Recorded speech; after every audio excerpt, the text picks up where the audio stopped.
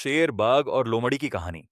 एक घने जंगल में जहां ऊंचे ऊंचे पेड़ और बहती नदियां थीं, वहां एक शक्तिशाली शेर रहता था जिसका नाम लियो था।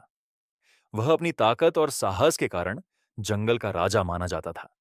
सभी जानवर उसका सम्मान करते थे और कोई भी उसे चुनौती देने की हिम्मत नहीं करता था। जंगल के दूसरे हिस्से में एक खतरनाक बाघ रहता था जिसका नाम टिगो था। वह भी बहुत ताकतवर, तेज और घमंडी था। टिगो को लगता था कि वही जंगल का असली राजा बनने के लायक है, लेकिन वह कभी खुलकर शेर को चुनौती नहीं देता था, क्योंकि उसे पता था कि इससे भयानक लड़ाई हो सकती है। एक दिन जंगल में एक चालाक लोमड़ी आई, जिसका नाम फेलिक्स था।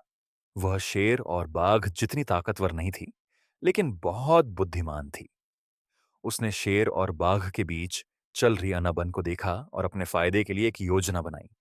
सबसे पहले फेलिक्स शेर के पास गई और बोली, हे महान राजा, मैंने सुना है कि बाघ टिगो सबको कह रहा है कि वह आपसे ज्यादा ताकतवर है और जल्द ही आपकी गद्दी छीन लेगा। यह सुनकर शेर गुस्से से दहाड़ने लगा।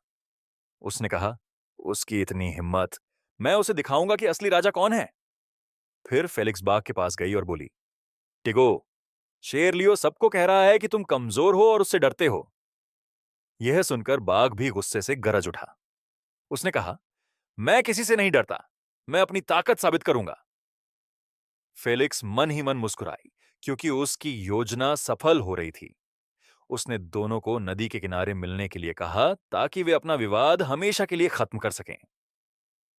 जब शेर और बाघ आमने सामने आए, तो दोनों गुस्से से भरे हुए थे। बिना समय गंवाए वे लड़ने लगे।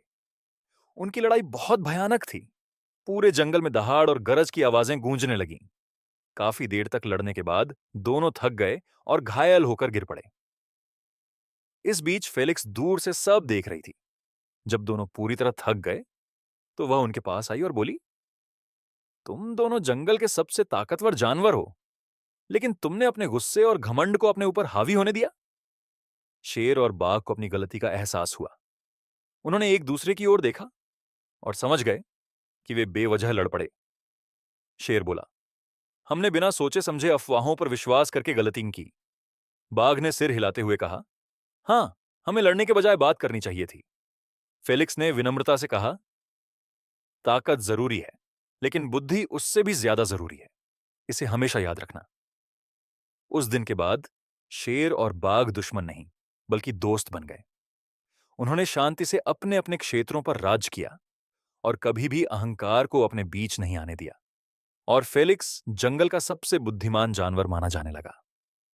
कहानी से सीख, बुद्धिमानी ताकत से ज्यादा शक्तिशाली होती है और गलतफहमियां अनावश्यक झगड़े का कारण बनती हैं।